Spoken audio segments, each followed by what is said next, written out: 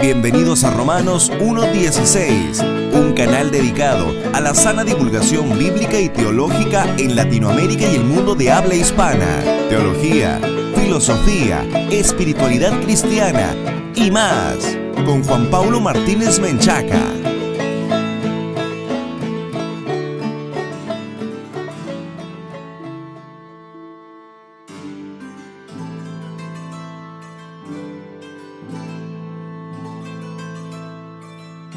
Bienvenidos patrocinadores y amigos a este nuevo programa de Romanos 1:16, encuentro de divulgación bíblica y teológica para la gloria de Dios, el programa consentido de todos los latinoamericanos que aman la infalible, suficiente e inerrante palabra de Dios. Un fraternal saludo a toda nuestra amable audiencia que nos escucha a través de la radio y de la internet. Si es la primera vez que escuchas Romanos 1:16, te queremos invitar a que nos visites en nuestro sitio web oficial www.jpaulomartinez.com. Otra vez, www.jpaulomartinez.com, y accedas a los múltiples recursos que tenemos preparados para ti.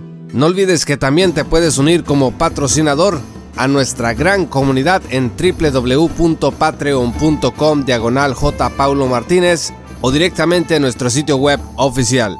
Algunas personas se preguntan en dónde está el versículo que llama a la iglesia a reformarse.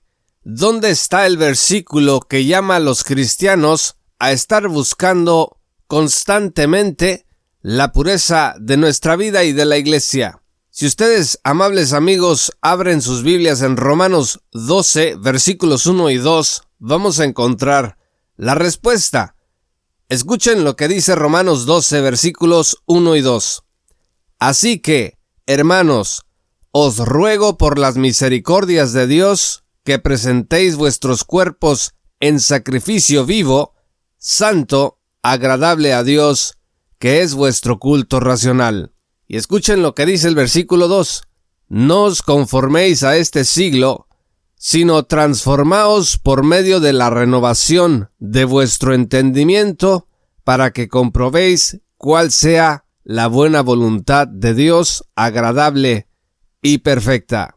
No os conforméis a este siglo, sino transformaos por medio de la renovación de vuestro entendimiento. Dice que tenemos que hacer esto para poder saber cuál es la buena voluntad de Dios, agradable y perfecta.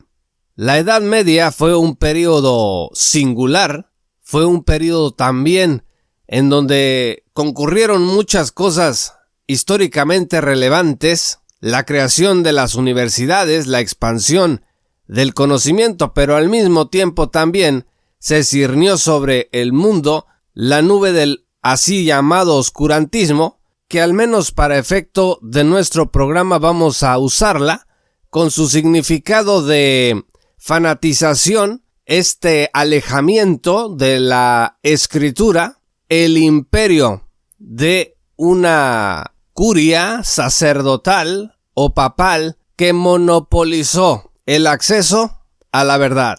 Llegamos ahora, mis amigos, al primer episodio de esta serie titulada El legado, aprendiendo a pensar como los reformadores. En esta serie de 3 episodios vamos a revisar de qué manera los reformadores veían el mundo y qué fue lo que los impulsó a realizar las acciones que llevaron a cabo a favor de la libertad y del evangelio. Esta serie, El legado, aprendiendo a pensar como los reformadores, constará de 3 episodios. El número 1, Lutero, el martillo de la libertad. 2, Calvino, pensando en la gloria de Dios. Y 3, la reforma, un camino en perfeccionamiento. Este es el primer episodio, Lutero, el martillo de la libertad. Exsurge Domine, o Levántate Señor, fue una bula papal que se publicó el 15 de junio de 1520 por el Papa León X. A través de esta bula papal, Roma respondía a Lutero, el monje agustino que había condenado el sistema de indulgencias en su escrito conocido como las 95 tesis. En Exsurge Domine se lee lo siguiente, cito: «Levántate, Señor, y juzga tu causa. Recuerda tus censuras a los que todo el día están llenos de insensatez. Escucha nuestras plegarias, pues los cerdos avanzan, tratando de destruir la viña, en cuyo lagar solo vos habéis pisado». Fin de la cita. En esta bula, Roma apela a la intervención divina, ni más ni menos que de San Pablo. Escuchen lo siguiente, cito: «Te suplicamos también a ti, Pablo, para que te levantes. Ahora se ha levantado un nuevo Porfirio, quien, al igual que el otro del pasado, lleno de errores, asedió a los santos apóstoles, y ahora ataca a los santos pontífices, nuestros predecesores».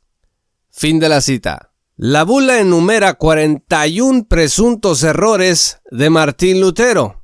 El numeral 19 dice, por ejemplo, que es un error creer que las indulgencias no sirven para la remisión de la pena debida a la divina justicia por los pecados actuales.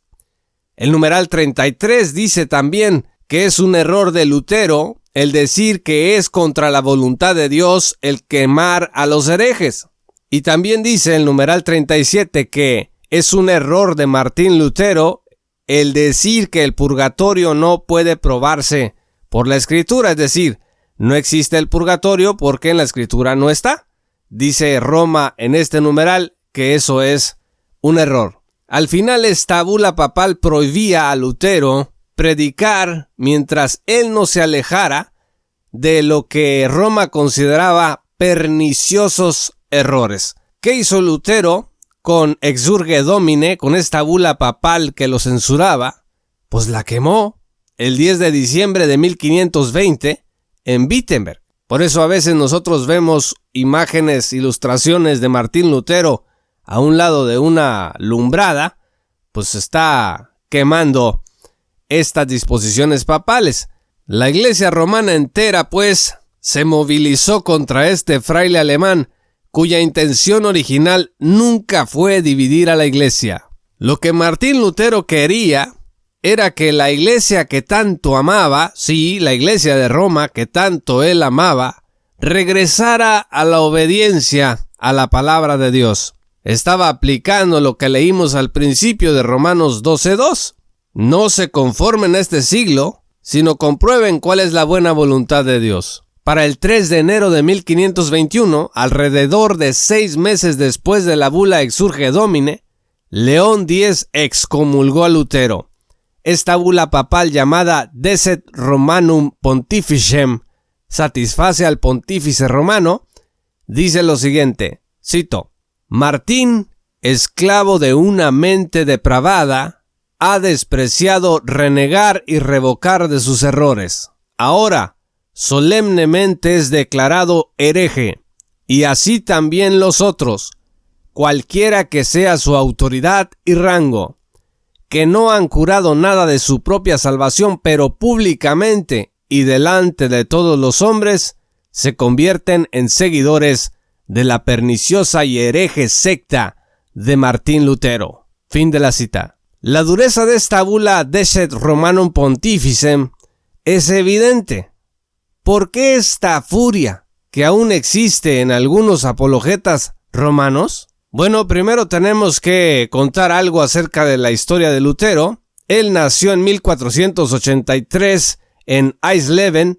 Para 1505, el joven que prometía una brillante carrera en jurisprudencia y servicio público dio un giro dramático a su vocación al prometer que entraría al monasterio si Dios lo libraba de una tormenta eléctrica que lo alcanzó en el camino, pidiendo ayuda a Santa Ana. Luego de que regresó sano y salvo, para julio 17, 15 días después de la tormenta, entró al monasterio agustino en Erfurt.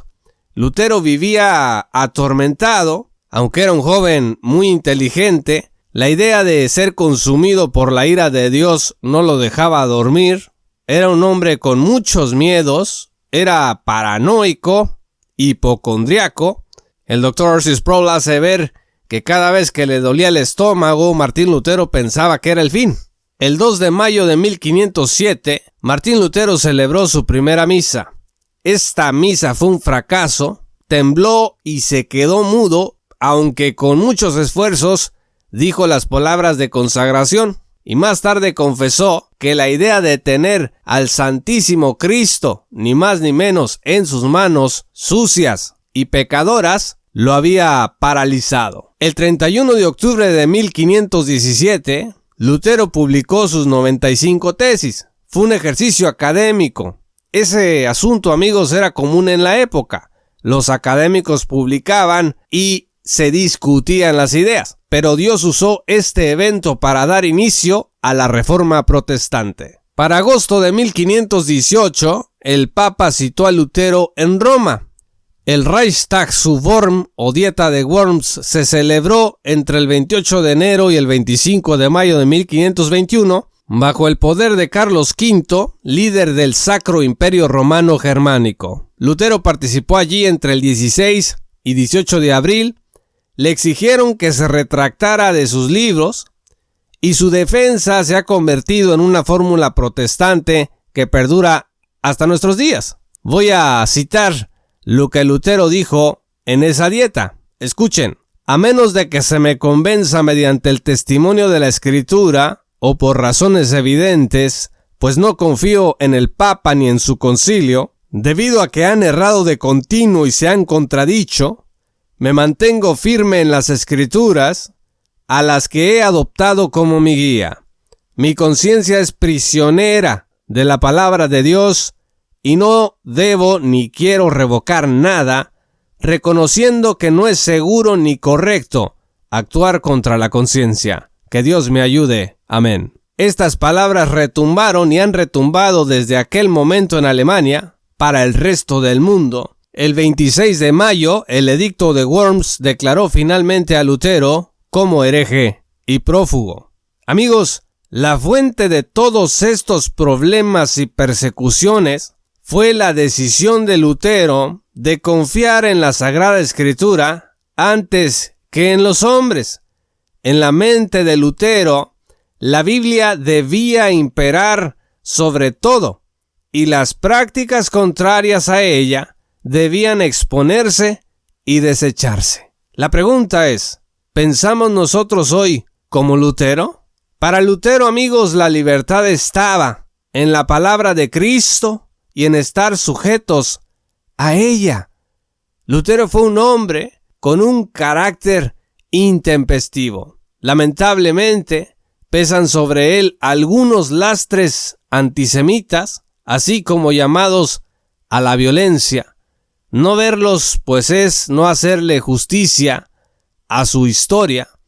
Algunos consideran que su antisemitismo se debió a que, al ser el judaísmo en Alemania un grupo que estaba acaparando riquezas contra las necesidades sociales alemanas, además de ser un grupo que se oponía frontalmente al evangelio, pues eso hizo que la ira de Lutero se desatara contra los judíos. Empero, como pecador redimido por Dios, Martín Lutero demostró estar dispuesto a enfrentar lo inimaginable con tal de que prevaleciera la palabra de Dios. Imagínese usted estar parado delante de la máxima autoridad religiosa de la época con un conjunto de poderes políticos en la mano. Roma tenía un poder aplastante, tenía el poder para terminar pronto de vida o muerte sobre la gente. No nada más físicamente, sino que les decía que tenía el poder espiritual para determinar si iban al cielo o si iban al infierno. Entonces, esto aunado al carácter mentalmente difícil que tenía Martín Lutero, a todos estos temores que lo embargaban, a su hipocondría, a su paranoia, esto no se puede explicar si no es a través de la intervención divina para sostener a Lutero delante de tal imperio, diciendo: no confío en el Papa ni en sus concilios porque han errado de continuo, y me mantengo firme en las Sagradas Escrituras. Para Lutero, la salvación era por la sola gracia de Dios, no por obras humanas, indulgencias o cosas parecidas. Martín Lutero creía que la seguridad de nuestras almas no estaba en la autoridad de la Iglesia y sus concilios o sus sínodos. Solo en Cristo estaba la paz. Finalmente, Martín Lutero el día de hoy es un símbolo no solamente para la iglesia evangélica o protestante que quiere mantenerse firme en las Sagradas Escrituras ante los desafíos culturales y las herejías y tergiversaciones de la palabra de Dios. También ha sido un símbolo para el espectro neoliberal de la teología cristiana.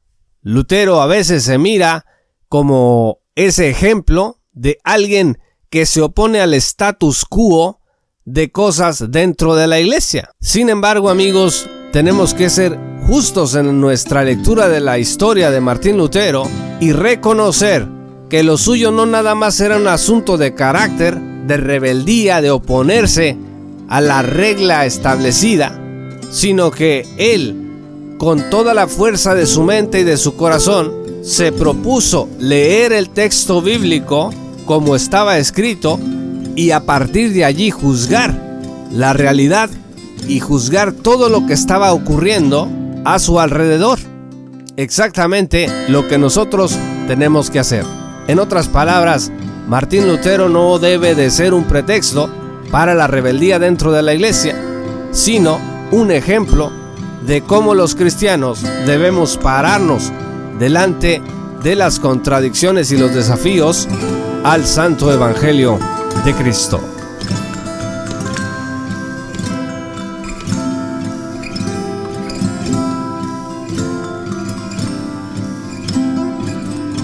Muchas gracias a los patrocinadores y a los amigos por escuchar este episodio. Si aún no eres patrocinador, te invito a que te unas en www.jpaulomartinez.com o directamente en www.patreon.com/jpaulomartinez. Otra vez, www.patreon.com/jpaulomartinez. Accederás a recursos exclusivos que te permitirán estar mejor equipado para comprender y aplicar la palabra de Dios en nuestra época. Recuerda esperar el siguiente episodio de esta serie El Legado, aprendiendo a pensar como los reformadores, que estará siendo transmitido por esta misma estación de radio y a través de internet. Yo soy Juan Pablo de Romanos 1:16. Muchas gracias y que Dios los bendiga hasta que volvamos a encontrarnos. Esto fue Romanos 1:16 con Juan Pablo Martínez Menchaca. Únete como patrocinador y apoya la sana divulgación bíblica y teológica en América Latina. Búsquenos y síguenos en nuestro sitio web oficial, redes sociales y otras.